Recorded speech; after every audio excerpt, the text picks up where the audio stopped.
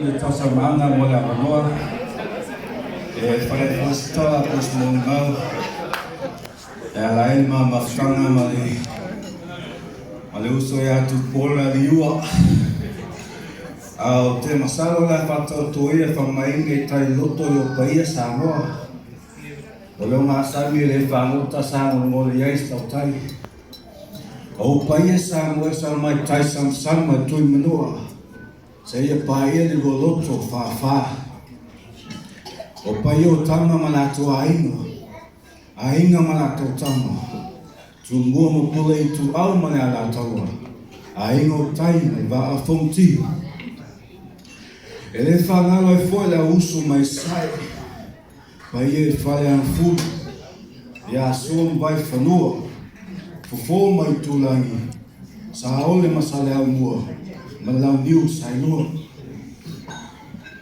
o la au ngā mkasi mamalo ko o whare ula upu nungo ke o upa ia le ngā Samoa o la leo iais whamatalanga whaita tau nofun tau sila mai o le mana mea se uso o pālangi e whaita mo motu so tala a wao tau lo ngawha pālangi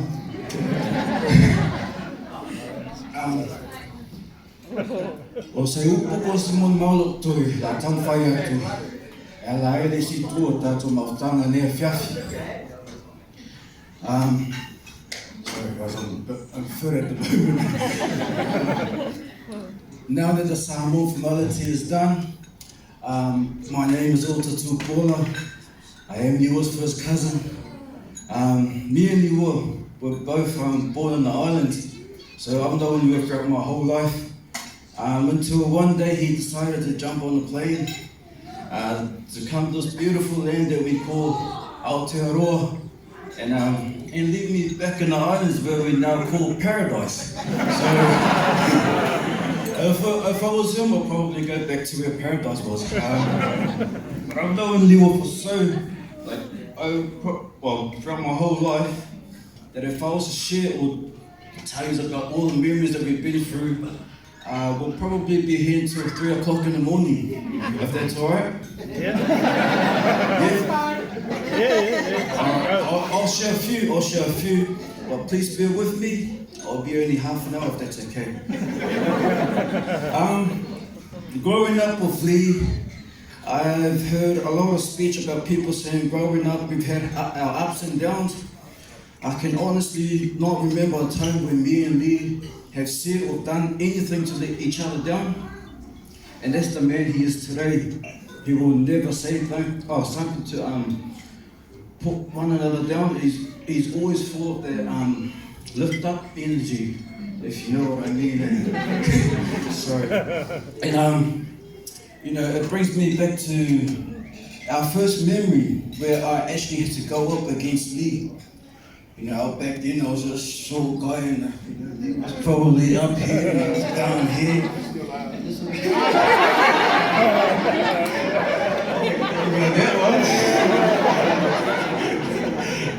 So it brings me to my first memory with Lee. Don't worry, I won't be long, half an hour as I said before. This was the first time where I actually had to go up against Lee. I remember growing up with Lee, I never had to go up against him, or as the brother here knows, in our backyard rugby, we would always be in the same team. We'll give that guy there, the MC Laffy, we'll give him bullying kings. We will never go up against each other until this one rugby game.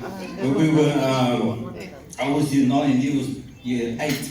So it was a bit too good, or maybe a bit too high for his grade, so they put him up a grade. And during this rugby game, his team was in the red zone. And if you're in the red zone, you've got to try to find someone that's got the perfect kick, that looks good, that can kick, to get the team out of that red zone. And for some reason, Lee managed to be standing there in the first 5. Well, that's when Lee was playing like number 4, so 4 is lock.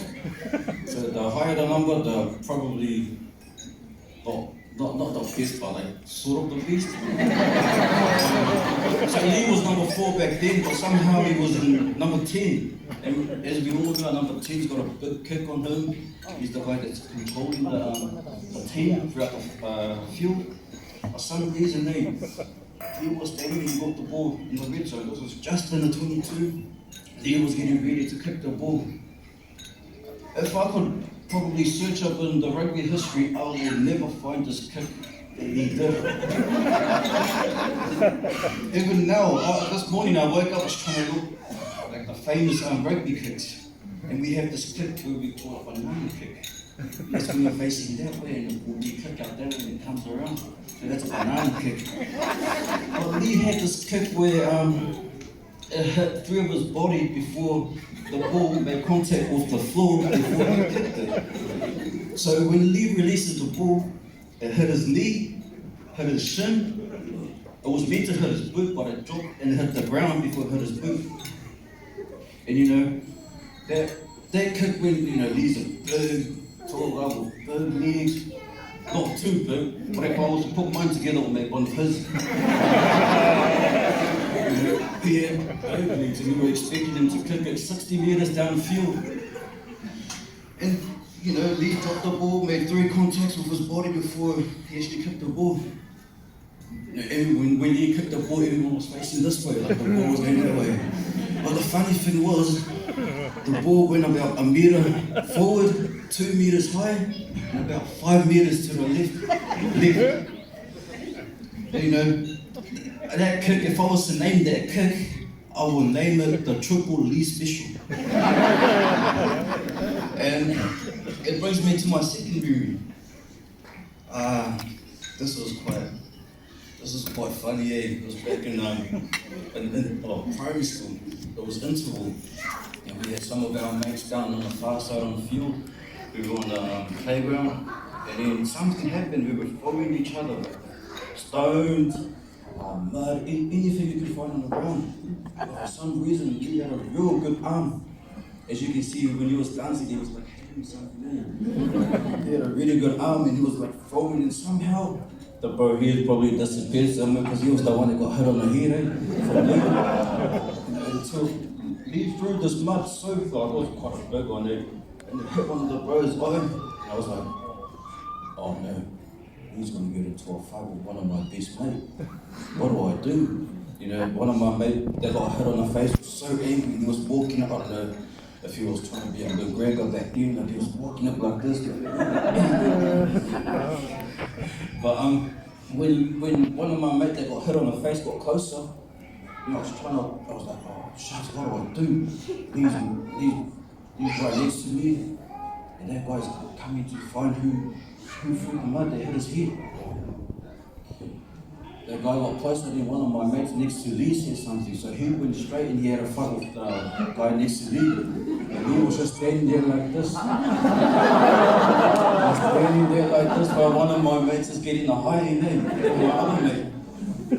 You know, it's like Lee was in a dream room.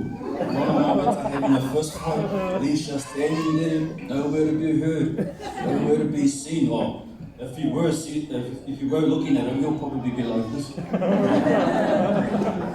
That's just the funny memories that I've told growing up with Lee. But we'll get to the serious point,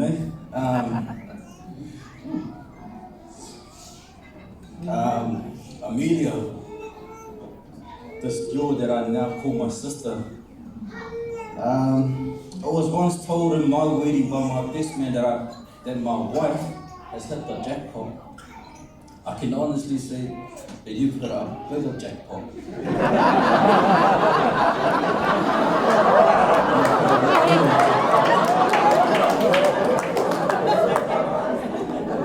Lee is probably everything that a man wishes for.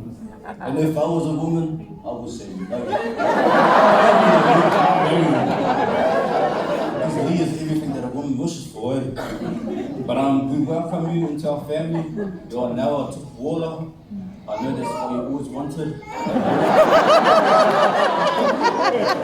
You know, take it, walk with it, and You never lose it, eh? My brother Lee.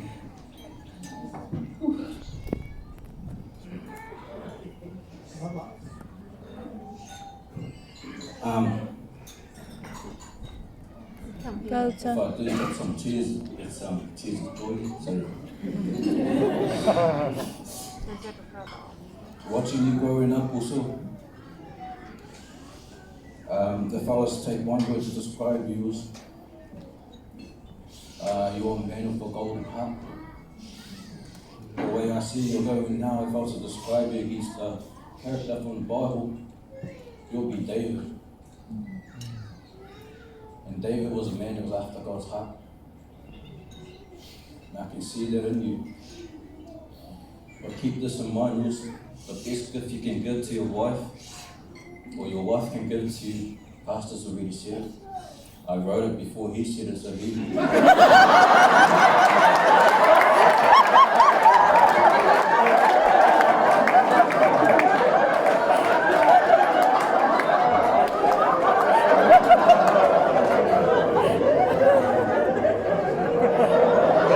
Before that, I was best man because he told me I was best man.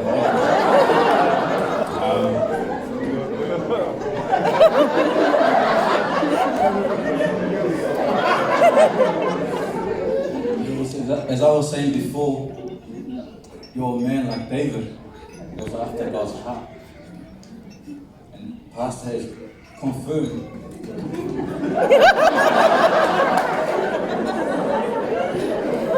It was just the words that was coming out.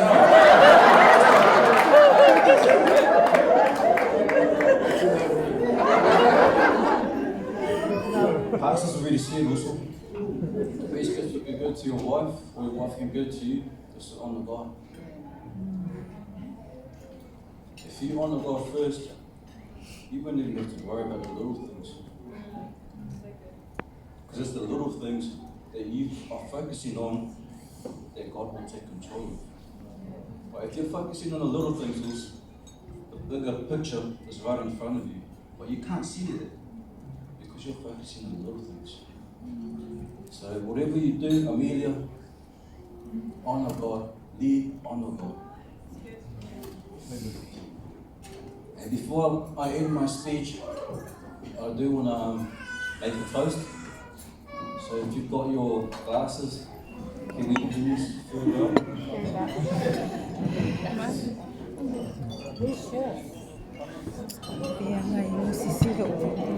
And before I end my speech also, there's this verse from the Bible that says, there is no fear in love, but perfect love drives out fear.